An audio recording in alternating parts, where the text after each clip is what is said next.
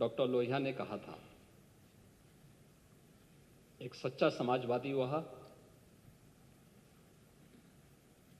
जो संपत्ति और संतति से दूर रहे। आदर्श के रूप में उन्होंने भारत के लिए कहा था कि राम, कृष्ण और शंकर, ये जब तक भारत के 3 आदर्श हैं तब तक भारत का कोई बाल बांका नहीं कर सकता है। इन तीनों देव महापुरुषों पर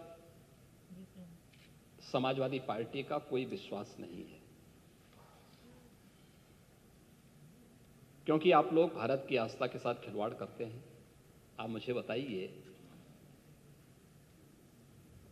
कि हमारी सोच कहां से सांप्रदायिक है। हम तो सबका साथ, सबके विकास की बात कर रहे हैं। अध्यक्ष जी, उत्तर प्रदेश के 2025-26 के सामान्य बजट पर चर्चा में भाग लेने के लिए आपने मुझे अवसर दिया है। मैं सबसे पहले तो आपका हृदय से धन्यवाद देता हूं। नेता प्रतिपक्ष समेत उन सभी माननीय सदस्यों का जिन्होंने इस पूरी चर्चा में भाग लिया है, एक बड़ी संख्या है। अब तक 93 सदस्यों ने, जिसमें 59 सदस्य सत्ता पक्ष के हैं या सहयोगी दलों के हैं और नेता प्रतिपक्ष समेत विपक्ष के 34 माननीय सदस्यों ने इस पूरी चर्चा में भाग लिया है। उन सबको भी मैं हृदय से धन्यवाद देता हूं। मुझे अच्छा लगा कि नेता प्रतिपक्ष ने आज अपनी बात को बड़े दार्शनिक अंदाज से डॉक्टर राम मनोहर लोहिया के एक अनुयायी के रूप में अपनी बात को रखने का प्रयास किया है। लेकिन वे स्वयं उसका आचरण कर पाते हैं कि नहीं कर पाते, ये उनको स्वयं भी देखना चाहिए। यद्यपि मैं उनको सुझाव नहीं दे सकता, क्योंकि उम्र में वो मुझसे काफी बड़े हैं और वैसे भी आज की समाजवादी पार्टी डॉक्टर लोहिया का नाम तो लेती है, लेकिन डॉक्टर लोहिया के मूल्यों और आदर्शों से बहुत दूर जा चुकी है। दोनों मुद्दों पर, आचरण के मुद्दों पर भी और आदर्श के मुद्दों पर भी। आपका आचरण, जो डॉक्टर लोहिया ने कहा था,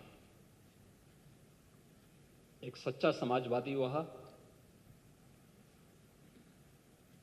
जो संपत्ति और संतति से दूर रहे, वो तो आपकी पार्टी के आचरण से देख सकते हैं। और आदर्श के रूप में उन्होंने भारत के लिए कहा था कि राम, कृष्ण और शंकर, ये जब तक भारत के 3 आदर्श हैं तब तक भारत का कोई बाल बांका नहीं कर सकता है। भारत की एकात्मता के आधार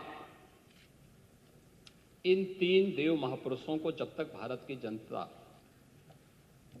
आदर्श के रूप में मानेगी तब तक भारत भारत बना रहेगा। और इन तीनों देव महापुरुषों पर समाजवादी पार्टी का कोई विश्वास नहीं है, क्योंकि आप लोग भारत की आस्था के साथ खिलवाड़ करते हैं। आपने कहा कि हमारी सोच सांप्रदायिक है। आप मुझे बताइए कि हमारी सोच कहां से सांप्रदायिक है। हम तो सबका साथ, सबके विकास की बात कर रहे हैं।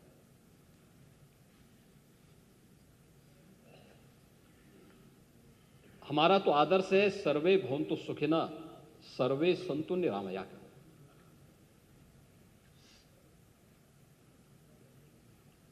और उसका सबसे आदर्श उदाहरण आपके सामने है जब 26 फरवरी को महाकुंभ का समारोह हुआ है।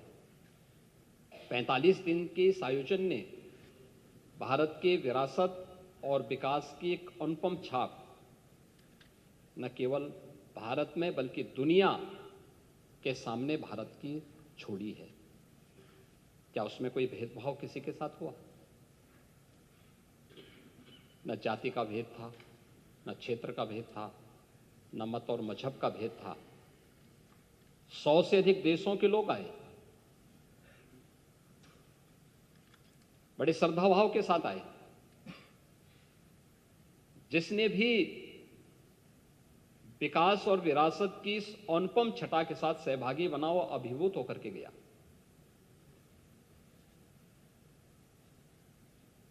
एक पक्ष वह है जो आपके सामने उदाहरण के रूप में है, प्रत्यक्ष को प्रमाण की क्या आवश्यकता है, लेकिन दूसरा पक्ष वह भी था जब 26 फरवरी को संभल में 56 वर्षों के बाद शिव मंदिर में जलाभिषेक का कार्यक्रम भी हो रहा था।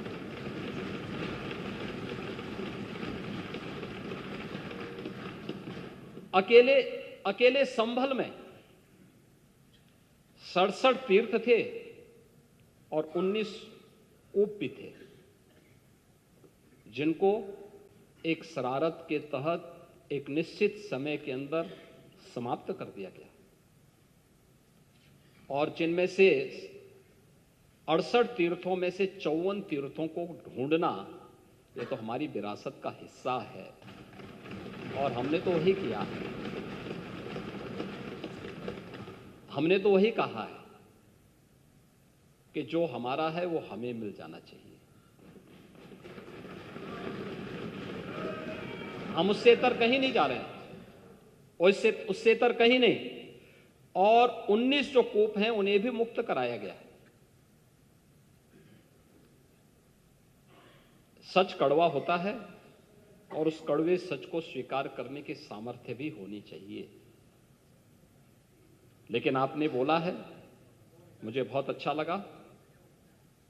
उपचुनाव की भी आपने चर्चा की, लेकिन आपके यहां तो चुनाव के एक्सपर्ट शिवपाल जी हैं।